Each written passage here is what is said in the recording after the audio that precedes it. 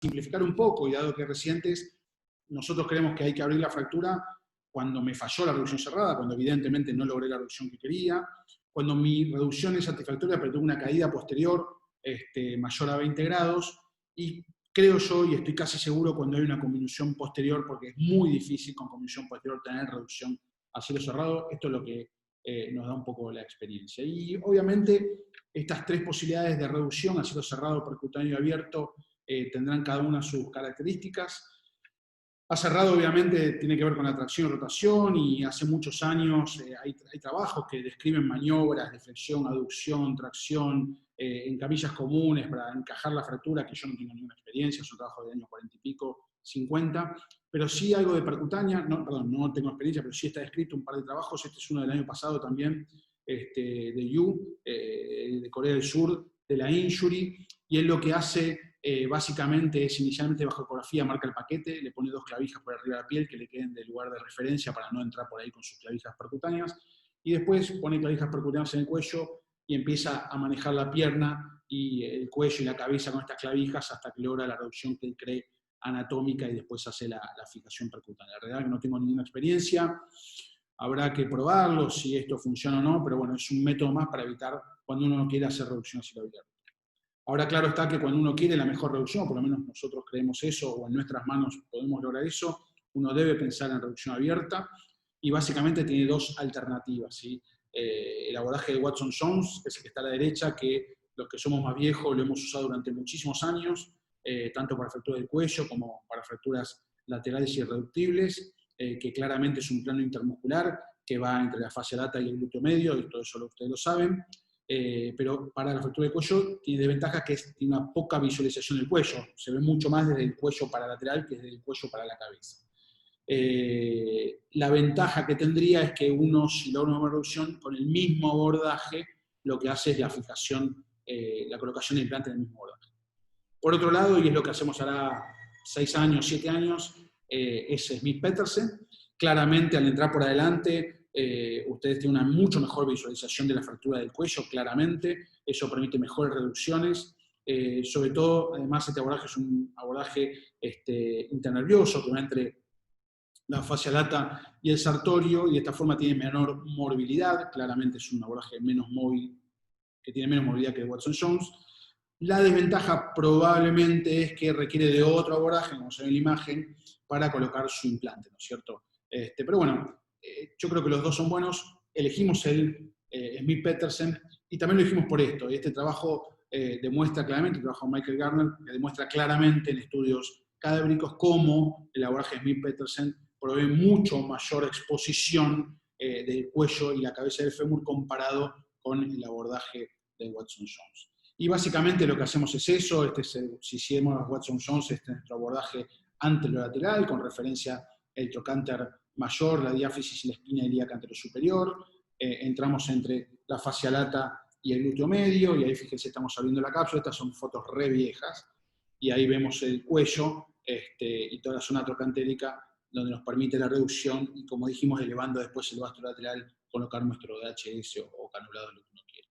Y esto es básicamente, rápidamente, pues nos haría otra charla más hablar solo de abordajes. El abordaje que hacemos ahora, que es Smith-Petersen, asociado con el abordaje lateral. De nuevo, entramos entre la fascia lata y el sartorio. La referencia de la espina ilíaca anterosuperior, 2 centímetros para abajo y 2 centímetros para medial. De esa forma entramos entre dos planos, y fíjense ahí cómo se ve la fractura del cuello perfectamente.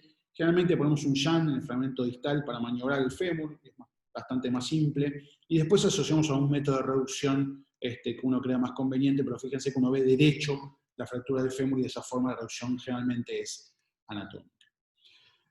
Hablando ya de la reducción y el abordaje, vamos a hablar del punto de entrada, que parecería ser una tontera, una cosa simple, que no tendría mayor complicación, pero claramente, sobre todo cuando uno trata, en nuestro caso tenemos muchos pacientes de PAMI con pacientes añosos con mala calidad ósea, uno debe tener mucho cuidado en colocar sus tornillos proximales al trocánter menor, ¿sí? Todos sabemos que la zona subtrocantérica, donde está el trocánter menor, sobre todo si uno entra muy por abajo, es una zona esponjosa, de mala calidad ósea, una zona de alta concentración de estrés, fuerzas compresiones de un lado, tensiones del otro. Y si uno hace muchas perforaciones, que a veces pasa cuando uno está empezando con clavija 3,2, debilita eso, y nos puede pasar lo que nos pasa en este caso, ¿sí? Una fractura subtrocantérica en un paciente añoso por un error de técnica quirúrgica, empezar muy por abajo y múltiples perforaciones. Por lo tanto, creo que es importante entrar por arriba del trocánter menor para de esta forma, de alguna forma, tratar de la incidencia de este tipo de complicaciones. Y acá tenemos otro caso no operado por nosotros canulados, pero sí que nos cayó posteriormente. Fíjense la fractura oblicua que empieza de la zona de los tornillos y se va a distal. Claramente requiere alguna maniobra, no es parte de esta charla, pero sí la solución en un paciente añoso que probablemente vino con una fractura con mínimo desplazamiento del cuello y termina con una osteosíntesis por un error tan simple que es poner un tornillo por abajo del trocánter menor. La ubicación es muy, muy importante y de nuevo, podemos hablar media hora de esto. Esto trata de resumir de alguna forma cuál sería el consenso de colocación de los tornillos, ¿sí? Claramente parecería o inicialmente era que tenían que ser paralelos para la compresión, ya vamos a hablar de eso. Sí, perpendiculares al trazo de fractura, porque queremos buscar compresión.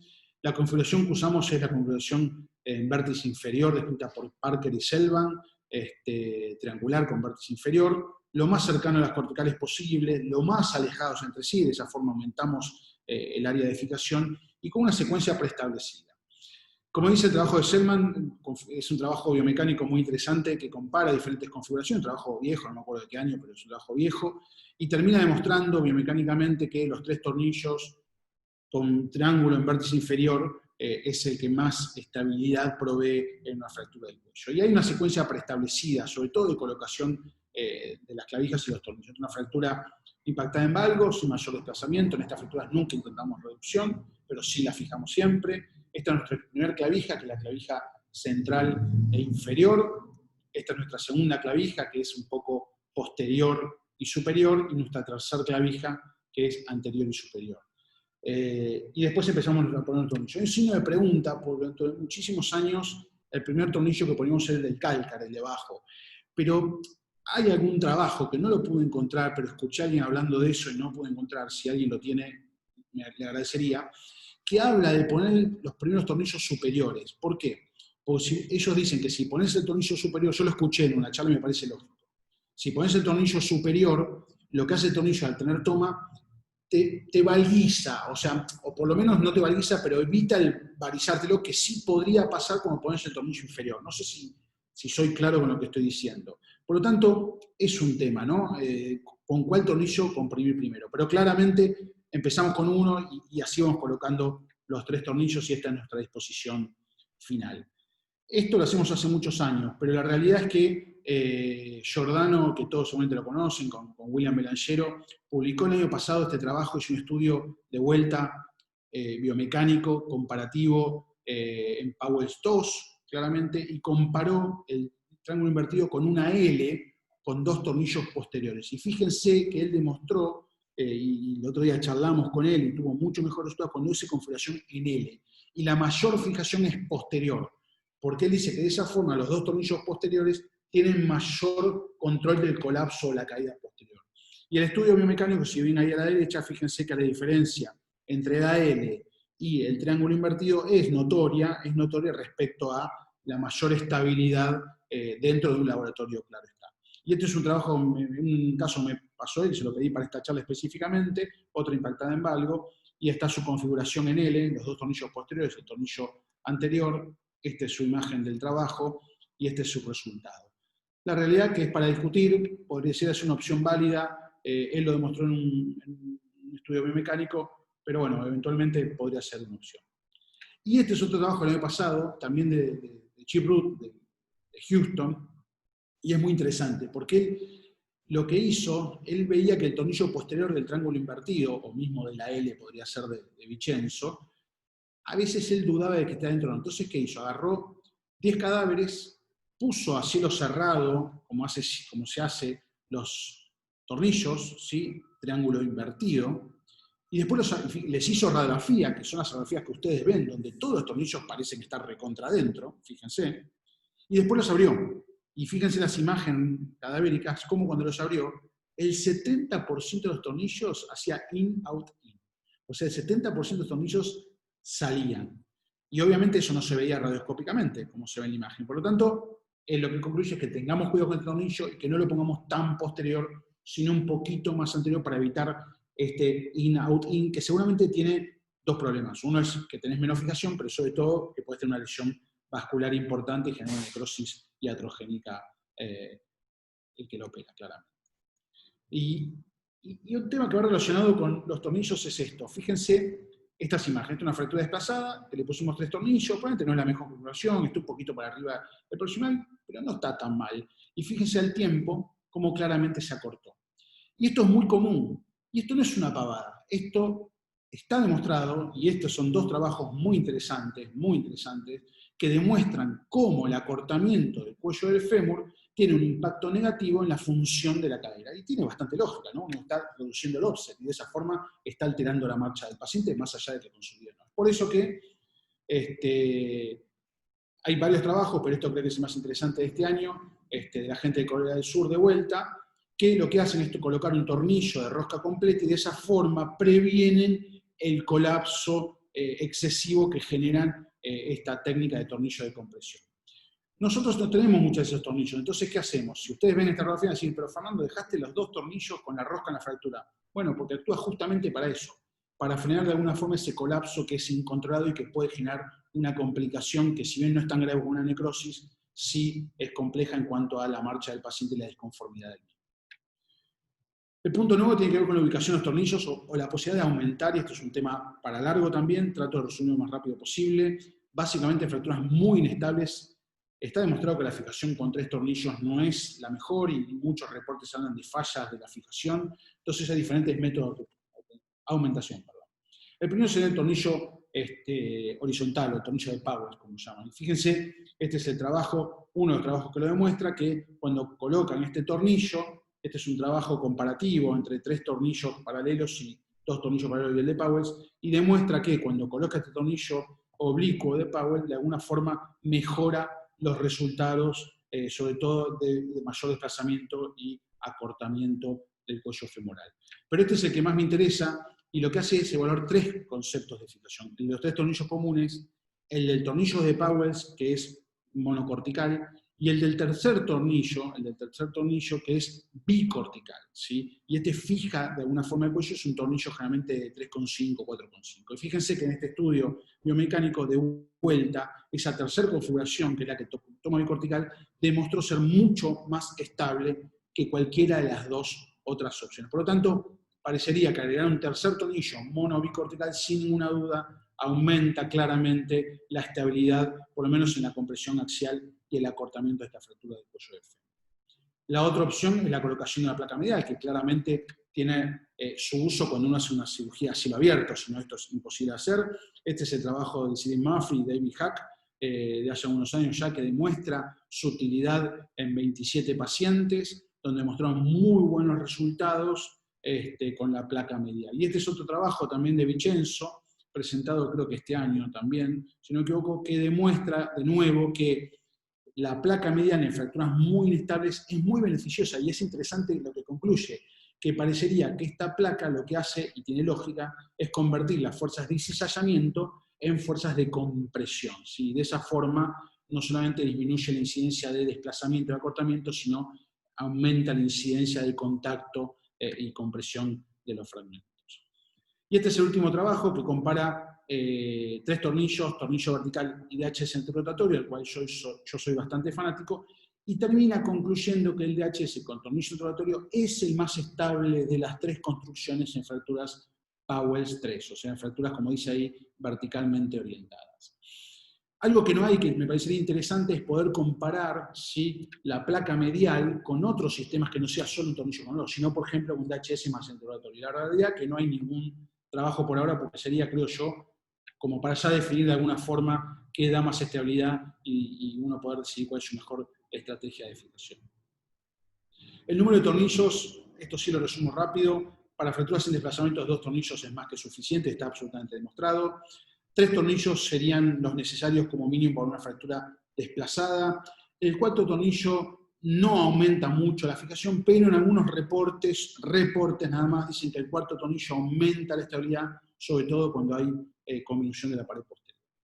La longitud es importantísimo y claramente hay que evitar la penetración articular, que está reportada hasta un 8% en la literatura. Obviamente esto requiere de control radioscópico y en múltiples incidencias. Y el manejo posoperatorio, que es el punto 12, así que quédense tranquilos que ya termino, es cómo manejar estos pacientes, ¿no es cierto? Y básicamente a grandes rasgos, pues sabemos que cada paciente se maneja de forma diferente, las fracturas no desplazadas impactadas le damos carga inmediata con asistencia, claramente, muletas o andador. Y en las fracturas desplazadas esperamos como mínimo 8 semanas para que empiecen a cargar con asistencia. Entonces, para terminar, fractura oculta, ojo en el paciente añoso, con dolor, con diagnóstico con radiografía negativa, hacer una resonancia.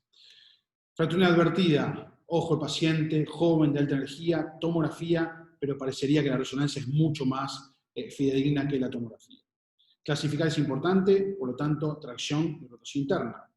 Valorar la combinación, tomografía, sin ninguna duda. Fractura del cuello del fémur debe tener una tomografía. Elección del implante va a depender de la estabilidad de la fractura y de la experiencia que uno tenga, pero parecería que para fracturas inestables, eventualmente un DHS con un tornillo en el dedo parecería ser lo que más estabilidad genera. Nadie va a empezar una cirugía sin una buena visualización, y si uno puede compensar esa intervención del fémur para tener un mejor perfil, bienvenido sea. La reducción anatómica y el punto más importante de toda la charla, punto de entrada, evitar la entrada distal al trocánter menor, o sea que sea aproximada al trocánter menor. La adecuada ubicación, uno podrá elegir vértice inferior o en L, pero siempre entendiendo que requiere de buena fijación posterior. El número de tornillos, como dijimos, sin desplazamiento puede ser 2, con desplazamiento 3 o hasta 4. La longitud es importante para disminuir de alguna forma la incidencia de protrusión, y uno debe tener 10 milímetros de espacio entre el tornillo y el cartílago en los 360 grados de visualización de la cadera. Y por último, manejo posoperatorio, como les dije, a las fracturas sin desplazamientos que caminan inmediatamente, y a los desplazamientos le damos un poco de retraso. Creo que eso es todo, Fabri, larguísimo, pero bueno. Impecable. Quería tratar tremendo, está todo. Yo tengo, para empezar, para romper el hielo, Fer, una pregunta que creo que te la deben haber hecho 150.000 veces y no me la va a poder responder, pero bueno.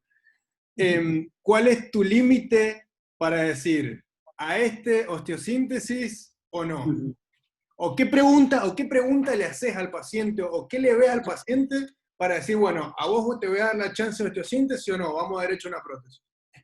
Mirá, la verdad que, obviamente, vos decís, es muy difícil que te dé una, si te voy a dar una respuesta sería un genio, ¿no? Y estoy lejos de serlo.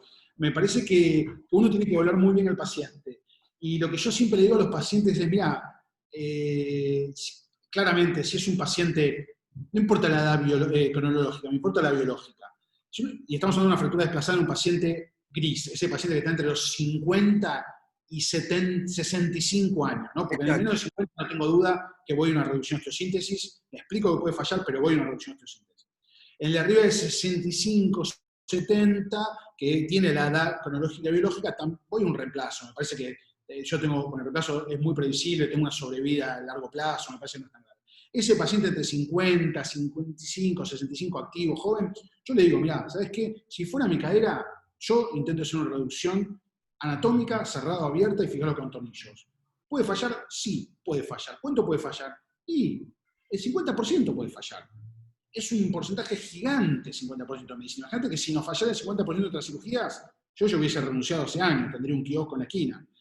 Pero me parece que si se lo explicas al paciente, todos los pacientes que he operado con granulados, si han fallado, lo han entendido, porque sabían que era la chance de mantener su cadera. Y vos tenés que explicarle lo bueno que es quedarte con tu cadera, ¿no? Y eso es importante. Y esa es la ventaja que tenemos nosotros, que hacemos prótesis y osteosíntesis. Me parece que esa es la gran ventaja que tenemos, ¿no? Si no, estás como sesgado en la decisión.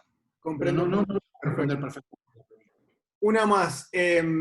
Vos sabés que hace poco nosotros revisamos un poco el tema a raíz de un paciente problema, y yo me encontré con la bibliografía que no había visto o que no lo tenía claro, y que es que hay mucha gente que las impactadas en valgo que mostraste vos le dan mucha bola al perfil y le miden el índice de Palms, o bueno, la caída posterior básicamente, y hay muchos que incluso las que están impactadas en valgo, algo de reducción intentan como para tratar de reducir esa caída posterior, porque se ha visto que esa caída posterior es un predictor de fallo bastante importante. No sé qué opinión tenés al respecto, si tenés alguna experiencia.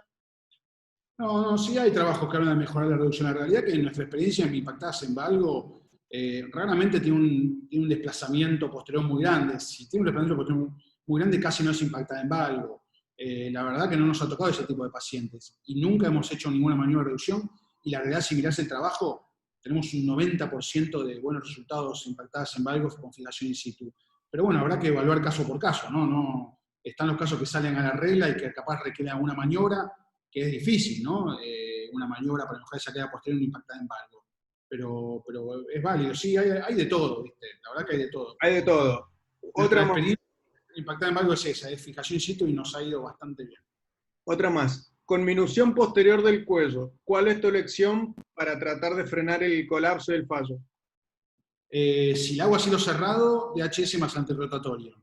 Si la hago a cielo abierto, DHS antirrotatorio y placa inferior, me parece que en este momento es lo mejor que le puedo ofrecer. No tener DHS antirrotatorio, 3 tornillos y placa también me parece bien. Me parece que en este momento es lo mejor que le podemos ofrecer. Ok. No sé si...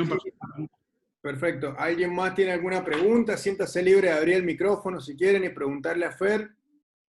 ¿Yo puedo? Claro. Bueno, Fer, yo estoy en la zona gris, como te podrás imaginar, ¿no? Entonces, me gustaría que el que me opere en la zona gris tenga algunos recaudos que yo voy a plantear en este momento, ¿no? Lo primero, yo creo que con un Watson-Jones no tenés una visión directa del cuello. Estoy completamente, o sea, el que tiene una visión directa del cuello con un Watson-Jones, miente.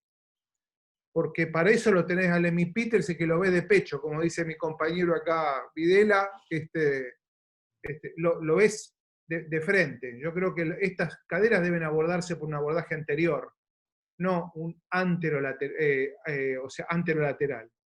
Eso primero. Lo segundo es que durante toda mi carrera yo he operado muchas fracturas con tornillos canulados, muchas. Yo siempre utilicé el esquema de Selvam, ¿sí? Antes de que estuviera descrito el esquema de Selvam. Vos sabés que el que describió ese esquema fue Leoncio Fernández, por lo menos el que yo lo vi describir fue Leoncio Fernández. Y yo ponía a los Leoncio Fernández cuando era residente de tercero o cuarto año, ¿entendés? Entonces, lo que yo utilizaba era ese esquema que mostró Giordano de la L, pero en lugar de L, ¿sí?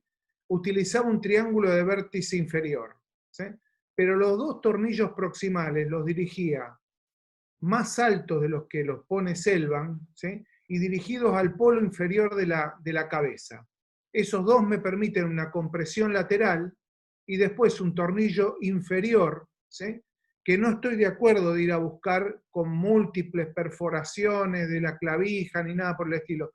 El agujero tiene que ser grande, con una punta cuadrada, y vos dirigir la clavija con la mano, ¿sí? Si vos la querés en ese tornillo, ir a buscar el polo superior de la cabeza y de esa manera hacer una compresión distal.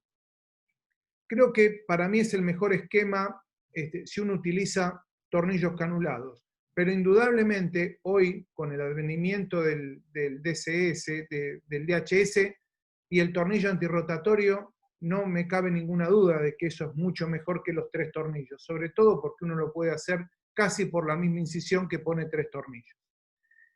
Y con la placa inferior, yo no tengo demasiada experiencia, pero creo que si uno va a abordar la cadera, ¿sí? Si uno va a ver el cuello de frente, uno tiene que darle la mejor fijación que uno le puede dar, ¿sí? Y la mejor fijación es con una placa inferior. Así que así quiero que me operen. Fabricio, ¿escuchaste? Tomá nota. Sí, lo tengo anotado. George, estoy 100% de acuerdo con vos en casi todo. El abordaje está clarísimo, clarísimo. Por eso dije que usamos muchos años Watson-Jones, pero nunca llega a saber el cuello. Lo de Leoncio Fernández, yo laburé con Tepomi hace 8 años. Con lo cual, si me habrá hablado de Leoncio Fernández, sus tornillos y todo, creo que te escuchaba vos y me lo acordaba Pomi. Así que estoy de acuerdo con vos en eso. Y lo de la placa del cuello, no es muy frecuente, claramente. Yo tengo 3 casos, no tengo más que esos. Si lo haces a cielo abierto es muy, muy simple. Lo que sí hay que tener cuidado donde la ponés, y hay un trabajo de Vicenzo también muy bueno, no lo puse en cuestión de tiempo, que tenés que poner en hora 6. Porque si lo pones un poquito más posterior ya afectás la parte vascular. Así que ese es un trabajo muy bueno. Y ponerlo bien en hora 6, que de esa forma, como dice, ¿no? Te transforma esas fuerzas cizallantes en compresión, me parece que es un muy buen método. Pero sí estoy de acuerdo con vos como casi siempre, George. Igual te sigo sin ver y me da bronca, ¿eh? Toma, ahí estoy. ¿Dónde estás? Ahí está. ¿Qué haces? Qué lindo, ahora sí. Ya está, listo, ya me quedo tranquilo. Estoy gordito. ¿No? Listo, gracias. Chao. Te hago la última pregunta mía, Fer. Sé que la muchachada del Churruca de trauma tiene una experiencia en el tratamiento de las mediales con clavo, que como vos dijiste, hay cosas que yo no vi nunca, pero que tienen sentido, porque el clavo está muy bueno, porque tiene la posibilidad de bloquear la migración del tornillo cefálico y de esa manera también sería un freno para el offset, para no perder el offset. Y esto te lo pregunto porque, sobre todo en ese paciente gris, que vos decís que es más exigente, ¿no? Desde el punto de vista funcional, es el que se queja un montón de la pérdida de offset. Y más allá de que la fractura pegue y demás, si el tipo pierde offset y renguea, en algún momento va a pedir la prótesis por un tema funcional. Entonces, para mí tiene mucho sentido el tema del clavo, con el antirrotatorio, obvio, y quería saber qué opinión te merece. Mira, cuando Miguel me habló en una O hace 3 años, dijo, che, vamos a hacer un laburo, fractura de cuello de fémur con clavo. Le dije, estás en pedo, ni en pedo. Yo no hago ni uno, ni en pedo, me acuerdo. Y él empezó a hacer, ¿no? Después no hablé más, no sé cuántas tiene o no tiene. Capaz que vos sabés más por Matías, pero la verdad que a mí, yo no sé si yo no soy un tan hábil cirujano, pero a mí me costaría mucho hacer la reducción, poner un clavo, cuando lo ponga que no me desplace la reducción. La literatura no es clara, ¿no? No hay mucha literatura respecto a la utilización del clavo. Me parece que si vos querés evitar el colapso no es necesario poner un clavo. Me parece que podés utilizar un montón de otros medios como los que mostré en la charla. Y el otro tema es que es un implante mucho más caro, porque necesitas un clavo como el TFNA o alguno de esos, eventualmente, que ni siquiera te da posibilidad de 2 tornillos, de un tornillo por afuera, ¿no es cierto? Si no me equivoco, estamos en eso. Exacto. Y lo otro que me parece es que sí está el sistema nuevo que va a llegar a la Argentina supuestamente a principios de año, que es el FSN. Yo no sé si todos lo conocen o no, pero es un sistema que lo que hace básicamente es generar esas 2 cosas, generar la compresión y generar la limitación del colapso y la rotación con un sistema mini invasivo. Yo no lo puse acá porque no está en Argentina, no tiene sentido hablar de algo que no tenemos experiencia. Y el otro día, hablando con Finkenmayer, que es un cirujano que está en el grupo TK de cadera de la O, él ya lo usó como en 20 pacientes y dice que es lo mejor del mundo, que es excelente, que la aplicación es buenísima, que te controla rotación, colapso, esto y lo otro. Así que me parece que no tengo experiencia con clavo, en mis manos sería muy difícil usarlo, pero creo que hay un sistema que podría llegar a venir, seguramente usted va a tener acceso rápidamente, porque si no me equivoco, tienen banco de síntesis, o tenían, o siguen teniendo, no sé cómo es. Así que me parece que eso va a reemplazar cualquier otro invento nuevo de mayor fijación, como el del clavo, pero no tengo experiencia. Me parece, no sé si ustedes lo usaron alguna vez, a mí me parece muy complicado. No, he tenido alguna que otra charla con gente que lo usa, muy contentos con los resultados preliminares, pero bueno, no sé qué tan disponible va a estar para nosotros, la verdad, porque es muy caro. Me gustaría escuchar a Jorge a ver qué opina de poner un clavo en una fractura de cuello. No, estoy totalmente en desacuerdo. ¿Cómo haces para mantener reducida una fractura de cuello mientras impactás el clavo? Para mí es muy difícil, pero bueno, no sé. O sea, ¿qué haces después? ¿La reducís después? No entiendo. ¿O la fijás primero? ¿Le pones unas clavijas? No. Y la secuencia sería hacer la reducción, mantenerla con las clavijas y pasar el clavo, o sea, las clavijas van por fuera del camino del clavo.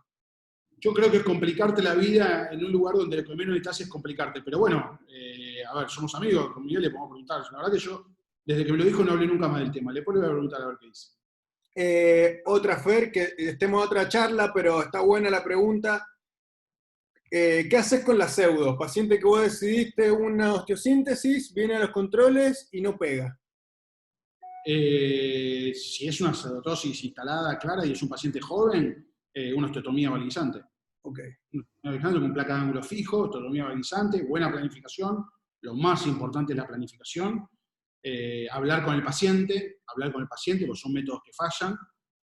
No son técnicamente fáciles, sobre todo para los que somos medio jóvenes, porque es un sistema que no usamos mucho, pero me parece que es un sistema que si lo haces como corresponde, bien planificado, es excelente los resultados. Si el paciente tiene esa zona gris, y yo creo que ya iría a la prótesis, me parece. Me parece que iría a la prótesis. Y además, perdóname, además el nuevo sistema de Sintes que va a llegar, va a salir una fortuna, eso, en comparación a lo que salen 3 tornillos canulados o un DHS, ¿entendés? Sí, totalmente, totalmente. Pero parecería ser bueno, ¿eh? A mí estuve hablando con este pibe otro día y me copó, pero bueno, vamos a ver, capaz que nos hacen un precio, George. Siempre va a ser más barato que una prótesis igual. Obvio, va, no sé. Bueno, te completo la pregunta de recién de la osteotomía. ¿Hasta cuánto esperás la consolidación? Mirá, generalmente la pseudoartrosis del cuello genera reabsorción de los bordes y eso se da a los 3 meses, como mucho. Me parece que cuando vos ya ves reabsorción de bordes no hay que esperar nada, hay que tomar la decisión. Es diferente a la pseudoartrosis diafisaria, donde uno puede esperar. El cuello es muy claro cuando no va a consolidar y no perdería nada de tiempo una vez que tengo definida la pseudoartrosis. Perfecto. Te hago otra. ¿En qué caso, creo que lo dijiste, que no lo haces, pero por ahí se me salteó? ¿Haces reducción percutánea en algún caso? No, la verdad que no. No sé, me da cosa meter unas clavijas percutáneas, mover la cabeza. Pero bueno, esto, viste que yo no sé si los chinos y los coreanos son muy hábiles, porque vos los ves y la verdad que tienen resultados buenísimos. También trabajamos con pacientes muy flaquitos, no sé, pero yo no tengo ninguna experiencia, ni siquiera sé si lo voy a intentar hacer alguna vez. Ok, sí, la verdad que teniendo el abordaje, o por lo menos una ventana del Smith Pit, que es bastante rápido, bastante poco mórbido, me parece no tiene mucho sentido. Y, aparte, fíjate, todos los que hicimos Smith Petersen alguna vez, tampoco es que haces Smith Petersen, pones una clavija y la dosis anatómica. No, a veces cuesta, tenés que poner una clavija, otra clavija, un clamp, controlar. Con lo cual, percutánea tampoco es que poner la clavija, la reducís y listo, ya está. Me parece que no es tan fácil, ¿no? A veces esos trabajos hay que tomarlo con pinzas, me parece. Totalmente de acuerdo. Bueno, no tenemos más preguntas. Si alguien quiere preguntar algo más, es ahora. Abra el micrófono y pregunte. Si no, yo nada, Fer. La verdad, nada más que agradecimiento. No te guardaste nada, nos dijiste todo. Así que yo te agradezco un montón en nombre de los residentes y de mi servicio. Bueno, muchas gracias, Fer. Todo en orden. ¿Cómo están ahí en el hospital? En el HOSPI, 150% de ocupación. En el diagnóstico, 120% de ocupación. Así que no estoy operando ni con Banelco. Bien, bueno, ok. Pero bueno, ahora voy al consultorio que tengo 3 pacientes, me parece, también. Está muy bien. Bueno, yo estoy atendiendo por videollamada, así que también, ¿qué va a ser? La vida es así. Bueno, Fabri, George, muchísimas gracias. La verdad que, como te dije, Fabri, para mí, cuando es entre amigos es mucho más fácil, más lindo. A mí me redivierte esto, y creo que a ustedes también, así que espero que les haya servido. Un poco larga capaz, pero bueno, nada, y cualquier cosa estamos en contacto, ¿sí? Muchas gracias. Para los que les interese, queda la charla grabada y la vamos a subir al canal de YouTube de la Resi para el que la quiera volver a ver o el que se perdió alguna parte. Mil gracias, Fer, te mando un abrazo enorme, ojalá podamos vernos pronto. Chau, Igual. a todos. Abrazo grande, Fer.